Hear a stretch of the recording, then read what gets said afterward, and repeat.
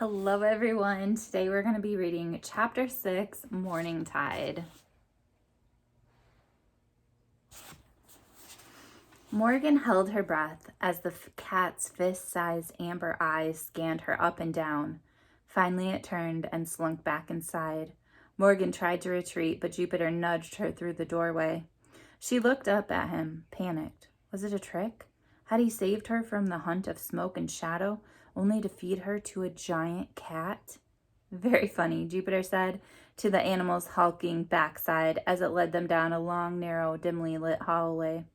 I hope you've got my breakfast on, you matted old brute. How long have we got?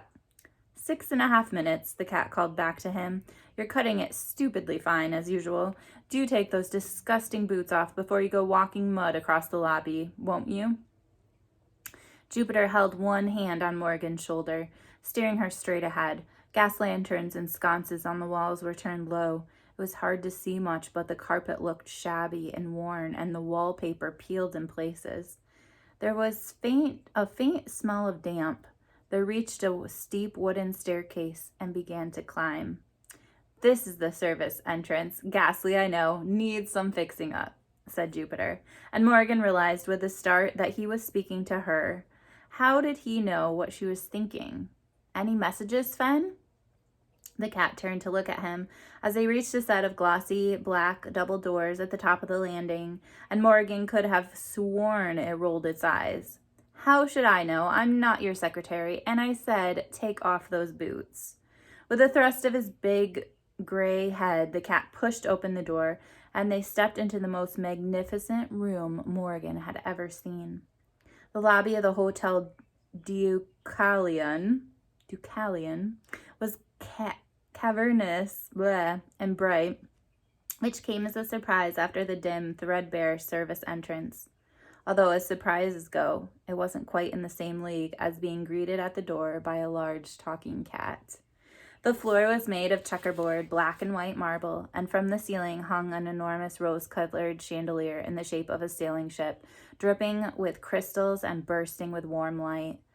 There were potted trees and elegant furniture all around. A grand staircase curved around the walls, up and up and up to 13 floors. Morgan counted them in a dizzying spiral. You can't tell me what to do. I pay your wages, Jupiter grumbled, but he took off his traveling boots. A young man collected them and handed Jupiter a pair of polished black shoes, which he reluctantly put on. Staff in pink and gold uniforms greeted Jupiter with a cheerful, "Good morning, Tide, sir," or "Happy New Age, Captain North," as they passed. "Happy New Age to you, Martha," he called in reply. "Happy New Age, Charlie. Good morning, Tide, everyone." To the roof, all of you, or you'll miss everything. You three, no, four, come, take the elevator. Yes, you too, Martha, there's plenty of room. A small handful of staff obediently shadowed Jupiter across the vast lobby. Morgan realized he didn't just live in this hotel. He owned it. All of this, the marble floors, the chandelier, the gleaming concierge desk, the grand piano in the corner, that resilient staircase, it was his. These people were Jupiter's employees. Even the enormous cat that scolded and scowled him, Morgan tried not to feel daunted. "See you up there?" said the cat, leaping into the curved staircase. "Don't dawdle." She bounded up the steps 3 and 4 at a time. Jupiter turned to Morgan. "I know what you're thinking," he said for the second time that day. "Why do I let a magnificat tell me what to do? Well, it's simple." "That's not a magnificat," Morgan interrupted.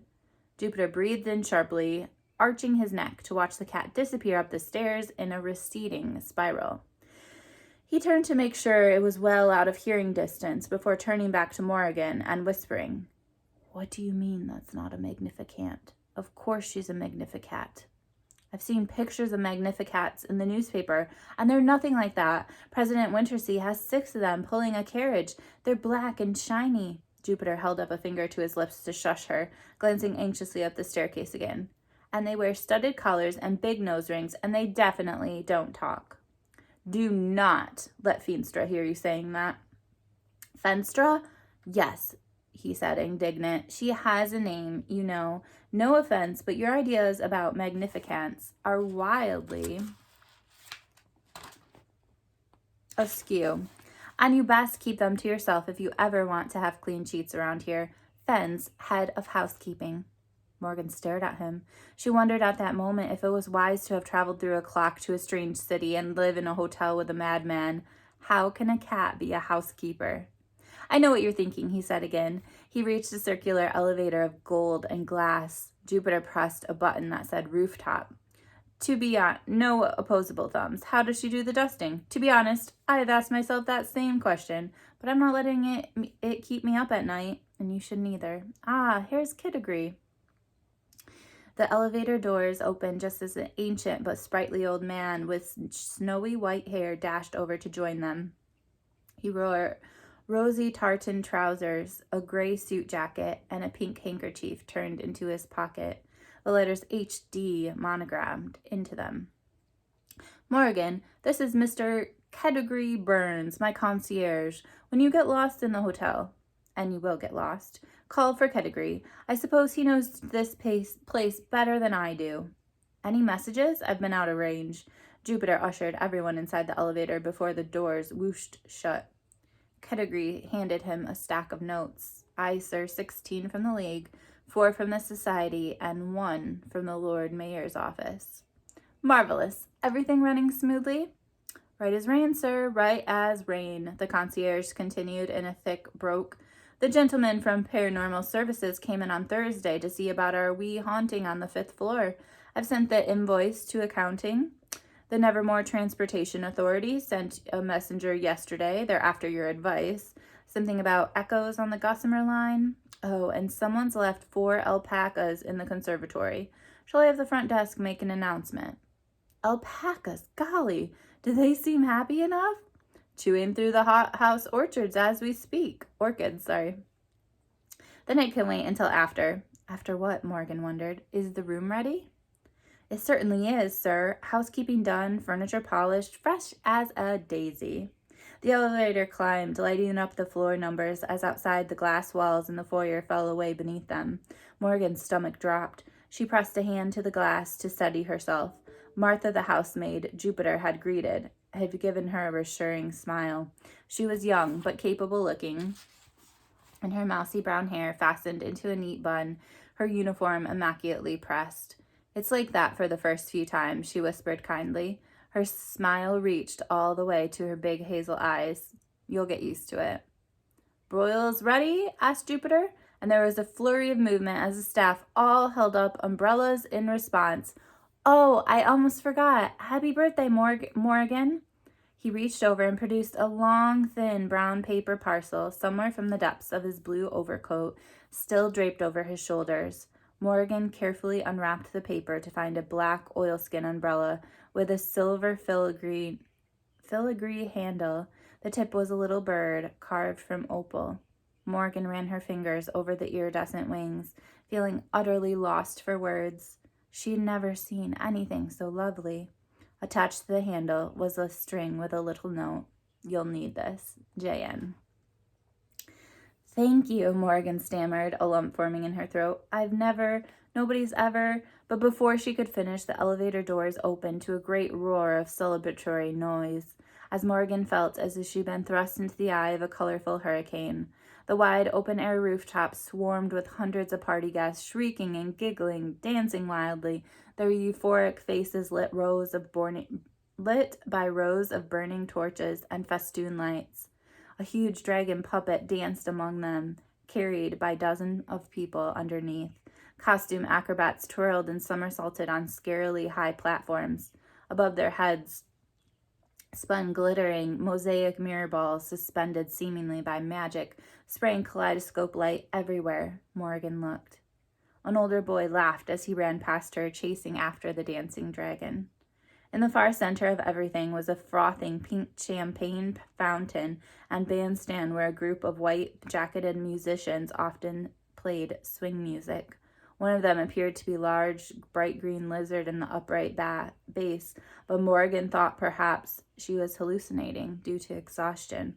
Even Feenstra, the magnificat, seemed to be enjoying herself, batting a mirror ball and glowering at any dancer who came too close. Morgan hung back, her eyes wide, her eardrums assaulted by the wall of noise. In her head, she counted the hazards, tallied them up among the many things that might go wrong with this party, now that she and her curse had arrived. She imagined tomorrow's newspaper headline: Acrobat falls from platform and breaks neck. Cursed child to blame. Champagne fountain turns to poisonous acid. Hundreds die grossly. It was all too much. First the hunt of smoke and shadow, then a giant mechanical spider, the fog-laden mystery of border control, and now this ridiculous party. On a hotel rooftop in a wild, sprawling city she'd never heard of, with a mad ginger man and a giant cat. This endless night would surely be the death of somebody, even if it wasn't Morgan.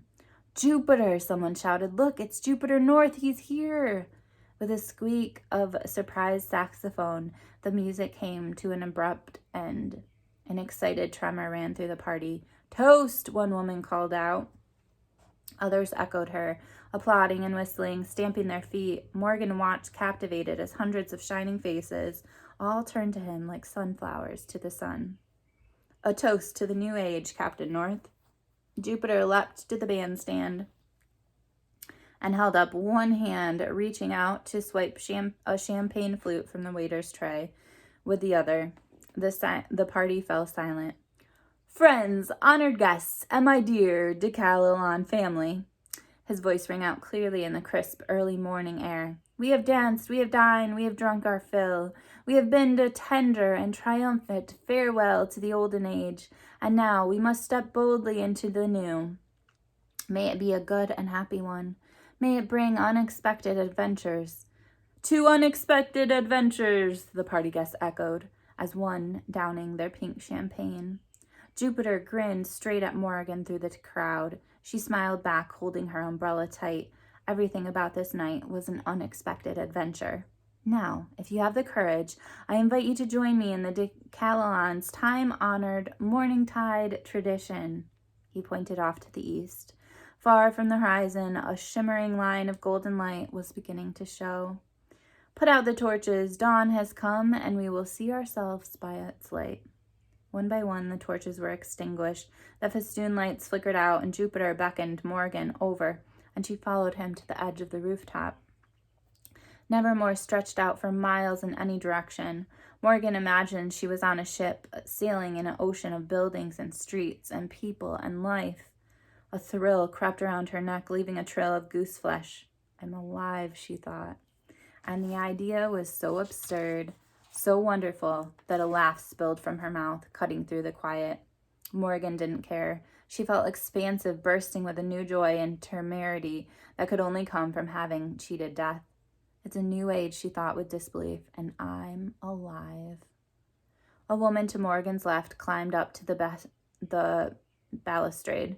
She held the hem of her long, flowing silk gown and opened an umbrella over her head. All around, others followed suit until the rail was packed with people standing shoulder to shoulder, holding their umbrellas high and staring into the sun. Step boldly, the woman from the silk gown shouted. Then without hesitation, she leapt from the roof and floated down, down, down all 13 stories. Morgan turned to Jupiter with alarm, but he looked utterly untroubled. She waited for a cry of pain or a loud splat from below, but neither came. The woman landed on the ground, stumbled a bit, and gave a shout of triumph. Impossible, thought Morgan. Step boldly, cried another guest, and then Keddegree, the concierge, then Martha, the housemaid. Step boldly, and another. Soon the air was filled with the chorus of the 2 electrifying words. They stepped off the trail one by one. Morgan was looking down on a sea of umbrellas. Then Jupiter, without a backward glance, stepped onto the rail and opened his umbrella. The boy she'd seen earlier stepped up on the other side. Together they cried, Step boldly, and leapt from the balustrade. Morgan watched them drift gently downward. It looked like an age had passed before they reached the ground, but finally Jupiter and the boy landed safely on their feet, laughing and hugging, thumping each other on the back. Then Jupiter turned to look back up at her. She waited for him to say something, but he was silent. No words of encouragement, no persuasion or reassurance. He simply watched, waiting to see what she would do. Morgan felt a swirl of panic and elation. This was her second chance, the beginning of a new life she never dreamed she'd have, or worse, splattering herself all over the ground. Had she cheated death on eventide only to land him an easy victory on morningtide? There was only one way to find out. Morgan let Jupiter's overcoat fall in a pile at her feet. Climbing onto the balustrade, she opened her new oilskin umbrella with shaking hands. Don't look down, don't look down, don't look down. The air felt thin. Step boldly, Morgan whispered, and then closed her eyes and jumped. The wind caught her in its arms. Morgan felt a powerful rush of adrenaline as she fell to the ground, the cold air whipping her face around her hair around her face, and at last landed firmly on both feet. The impact sent a jolt through her legs, and she stumbled, but somehow, miraculously, stayed upright. Morgan opened her eyes. All around, party guests were celebrating their triumph over gravity, jumping into marble fountains with loud splashes and drenching their party clothes. Only Jupiter stood still, watching Morgan, his face a mixture of pride, relief, and admiration. Nobody in the world had ever looked at her that way. She marched over to where he stood, unsure whether to throw her arms around him or push him into the fountain. In the end, she did neither. Happy New Age were the words Morgan spoke, but the words in her heart were, I'm alive.